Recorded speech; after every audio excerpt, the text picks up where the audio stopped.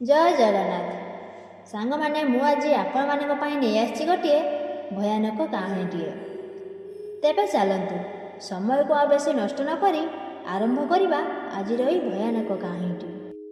ସହରଠାରୁ ମାତ୍ର କିଛି ମାଇଲ ଦୂରରେ ପଡ଼େ ଗାଁଟିଏ। ଗାଁର ଶେଷ ମୁଣ୍ଡକୁ ଥାଏ ଗୋଟେ ପୁରୁଣା କୋଠାଘର। ଘର ଚାରିପଟେ ବହୁତ ବଡ଼ ବଗିଚା। ସେ ବଗିଚାଟି ବହୁତ ପ୍ରକାରର ଫୁଲ ଫଳରେ ଭର୍ତ୍ତି। ଯେଉଁ ଋତୁରେ ଯେଉଁ ଫଳ ପାଚେ ସେ ପୁରା ଗାଁକୁ ମହକାଇ ପକାଏ। ଠିକ୍ ସେହି ପୁରୁଣା କୋଠା ଘରେ ରହୁଥାନ୍ତି ଜଣେ ଜମିଦାର। ବର୍ତ୍ତମାନ ସମୟରେ ଜମିଦାରୀ ନଥିଲେ ବି ତାଙ୍କର ଅଚଳାଚଳ ସମ୍ପତ୍ତି, କିନ୍ତୁ ଭୋଗ କରିବାକୁ କେହି ନାହାନ୍ତି। ବିବାହର ମାତ୍ର କେଇଟା ବର୍ଷରେ ଜମିଦାରଙ୍କ ସ୍ତ୍ରୀ ସେହି ବଗିଚାରେ ଥିବା ଗୋଟେ ଆମ୍ବ ଗଛରେ ଦୌଡ଼ି ଦେଇ ଆତ୍ମହତ୍ୟା କରିଥିଲେ। ସେବେଠୁ ଜମିଦାର ଆଉ ବିବାହ କରିନାହାନ୍ତି।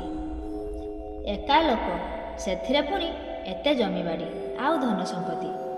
ତାକୁ ଦେଖାଶୁଣା କରିବାକୁ ସେ ବହୁତ ଲୋକଙ୍କୁ କାମରେ ରଖିଥାନ୍ତି। ସେମାନଙ୍କ ଭିତରୁ ଥାଆନ୍ତି 2 ଜଣ ଜଗୁଆଳି। ଜଣଙ୍କ ନାଁ ରାମୁ ଓ ଆଉ ଜଣଙ୍କ ନାଁ ସନା। ରାମୁ ଦିନରେ ଜଗା ରଖା କରେ, କିନ୍ତୁ ସନା ରାତିରେ ଘର ଜଗେ। ଗୋଟିଏ ରାତିର ଘଟଣା। ସେତେବେଳକୁ ଆମ୍ବ ପାଚିବାର ସମୟ। ଜହ୍ନ ରାତିର ଝାପ୍ସା ଆଲୋକରେ ବି ଆମ୍ବ ଗୁଡ଼ିକ ପାଚି ହଳଦିଆ ଦେଖାଯାଉଥାଏ। ରାତି ଜଗୁଆଳି ସନା ତା ଲୋଭ ସମ୍ଭାଳି ପାରିଲାନି। ସେ ଦେଖିଲା ଚାରିଆଡ଼େ ଶୂନଶାନ।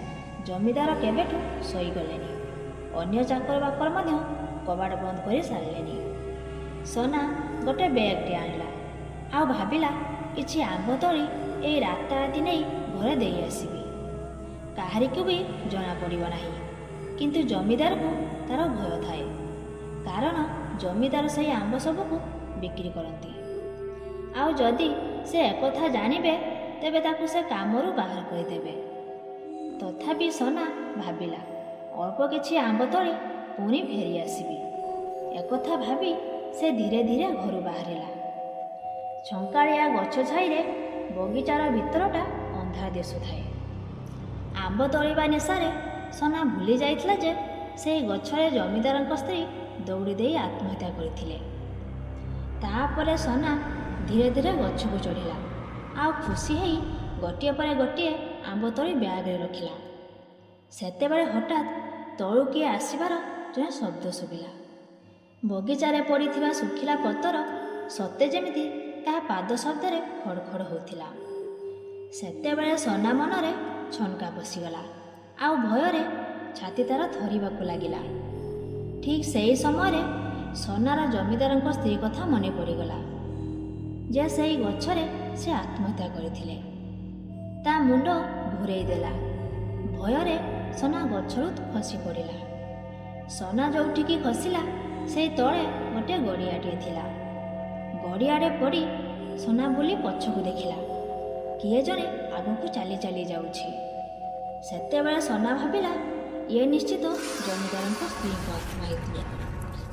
ଆଉ ସେ ଆମ୍ବ ତୋଳିବ କ'ଣ? ସେ ଗଡ଼ିଆରୁ ବାହାରି ଗୋଟେ ମୁହାଁରେ ଜମିଦାରଙ୍କ ଘରେ ପହଞ୍ଚି ସନା କବାଟ ବନ୍ଦ କରିଦେଲା। ସେତେବେଳକୁ ରାତି ସରିନଥାଏ। ସନା ଚାହୁଁନଥିଲେ ବି ବାରବାର ତାର ଧ୍ୟାନ ସେଇ ଆମ୍ବ ଗଛ ଆଡ଼କୁ ଚାଲି ଯାଉଥିଲା। ତାକୁ ଏମିତି ମନେ ହେଉଥାଏ, ସତେ ଯେମିତି ସେ ଆତ୍ମା ତାକୁ ହାତ ଠାରି ଡାକୁଛି। ଏମିତି ଭୟରେ ସନାର ସେଦିନ ରାତି ପାହିଲା। ସକାଳ ହେଲାରୁ ଜଗୁଆଳି ରାମୁ ଆସି ସେଠି ପହଞ୍ଚିଲା ଆଉ ସନାକୁ କହିଲା, ସନା ଭାଇ, ତୁମେ ଏଠି ରାତିରେ ଏକା ଜଗୁଛ, ଟିକେ ଦେଖି ଚାହିଁ ରହୁଥିବ।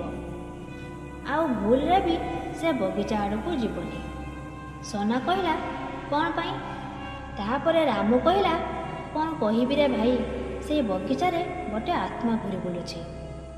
ସିଏ ସେଇ ବଗିଚାରେ ଯାହାକୁ ବି ଦେଖୁଛି ତାକୁ ବହୁତ ହଇରାଣ କରୁଛି।